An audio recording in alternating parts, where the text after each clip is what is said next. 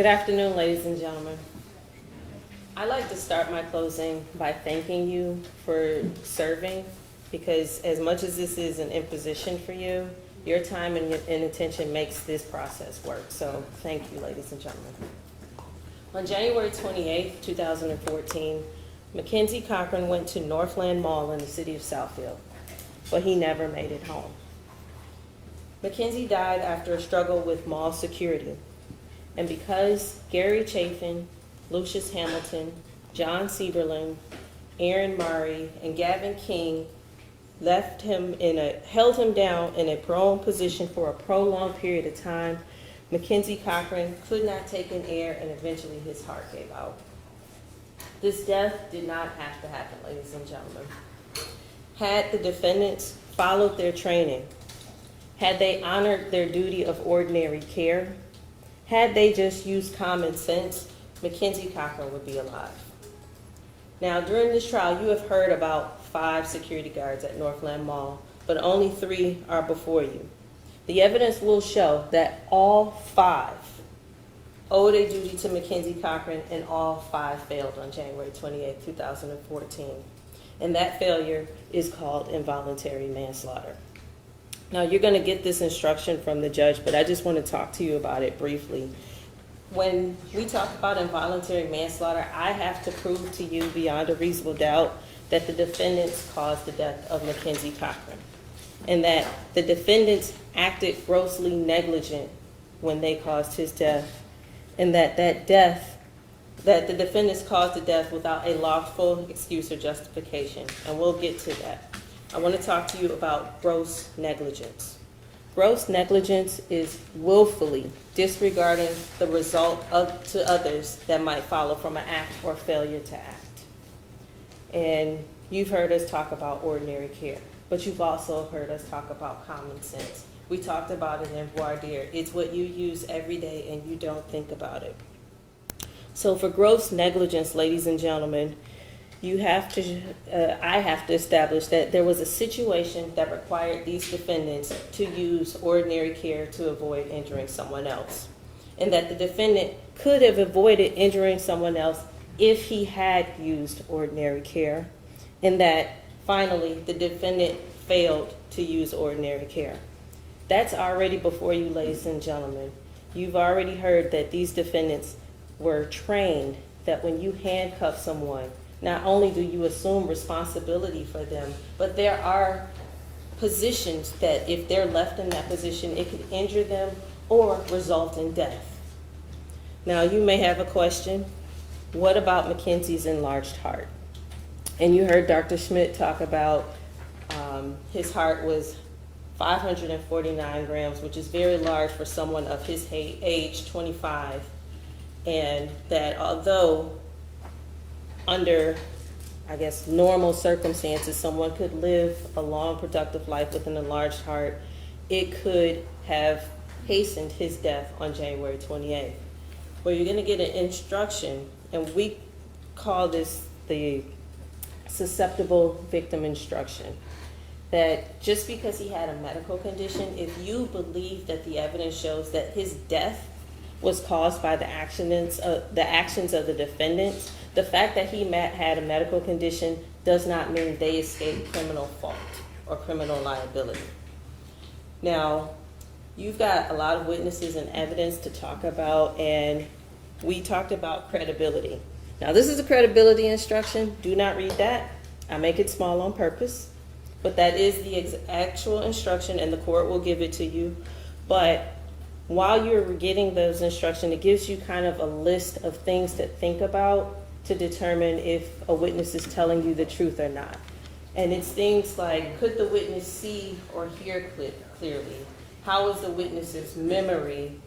Was the witness trying to evade questions or making an honest effort to tell the truth?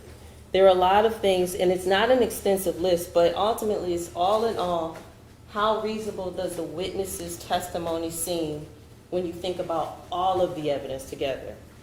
And remember, in voir dire, we talked about looking at all of the evidence as a whole. What supports what?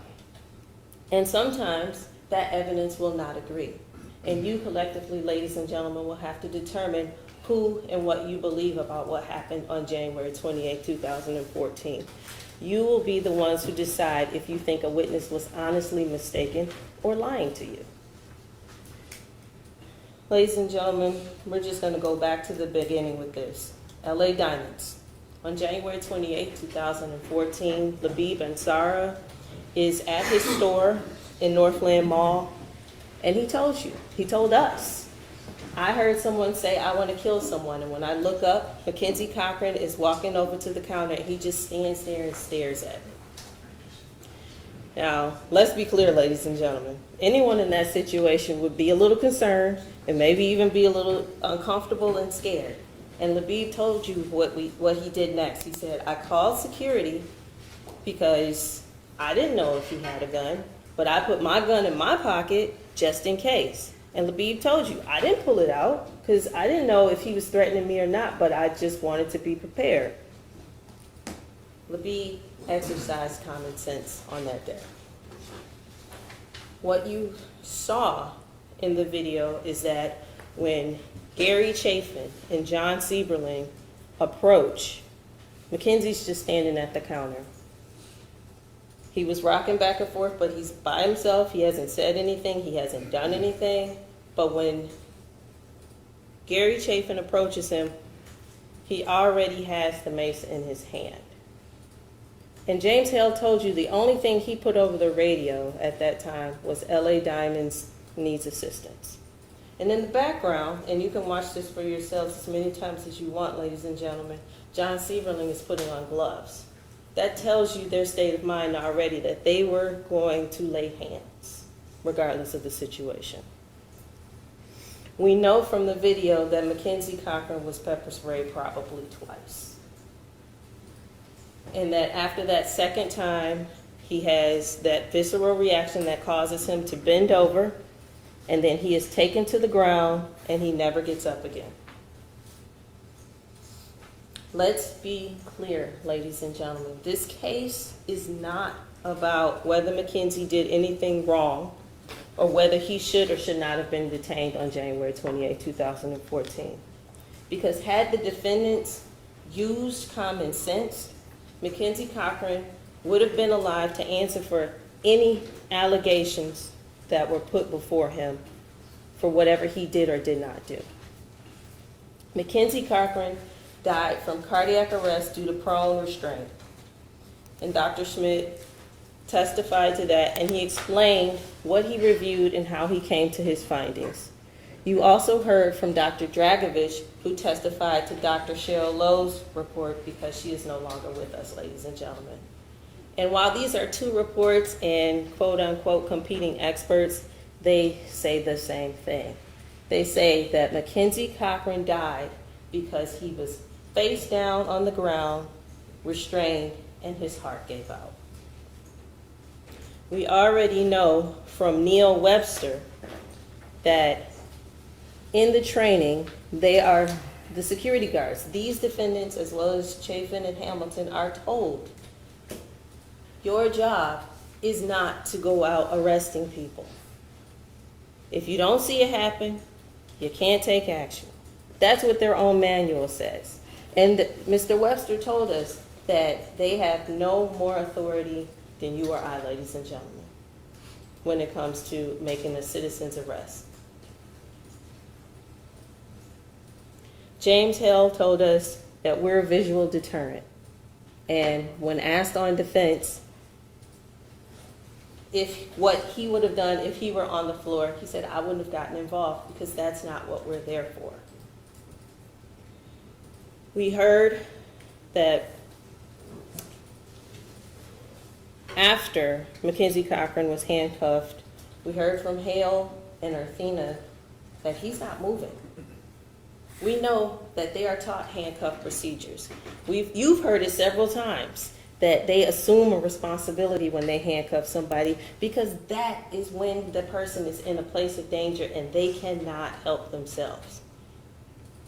These defendants are directly told at training that positional asphyxiation is a likely harm when someone is left prone and handcuffed, and that it could lead to death or serious injury.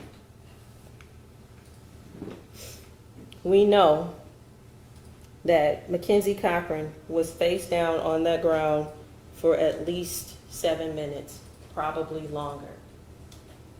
And we know from Labib Ansara, Hoy Monk, Arthena Kinney, and Nehemiah Nelson that he said multiple times, "I can't breathe." We know that when he couldn't talk anymore, he just cried and wailed. And then eventually he stopped moving and he stopped talking. And nothing was done by these defendants. When he was finally handcuffed, they left him face down for 2 minutes before he was rolled over, before he was sat up against the post, before his pulse was even checked. And Hoy told you that when they gave him a cup of water, it just rolled down his mouth.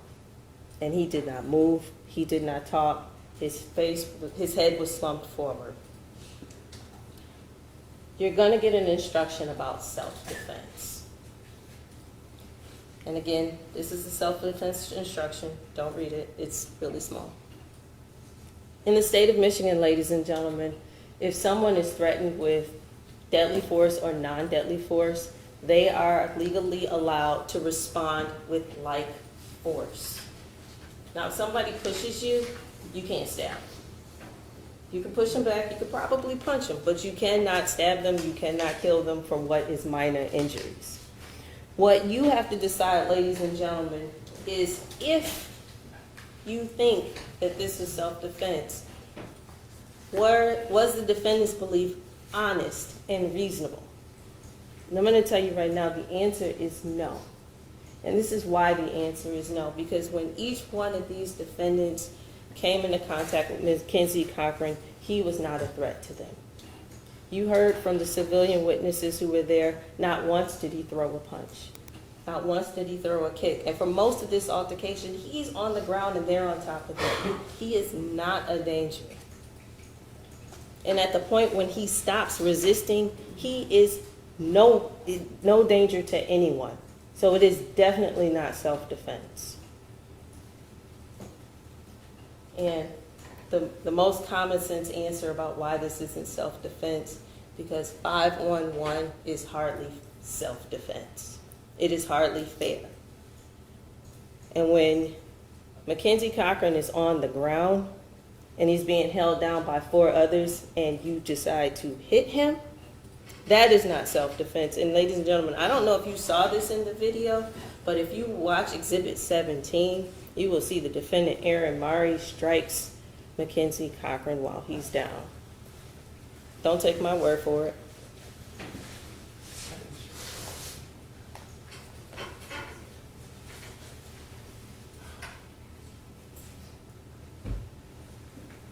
It happens real fast.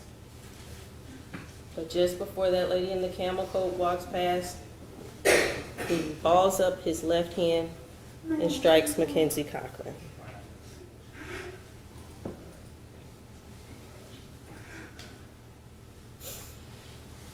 Now, there's only one count before you, ladies and gentlemen: involuntary manslaughter.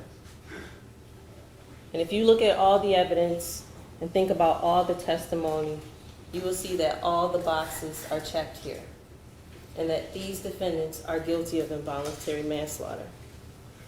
And so I'm going to leave you with this.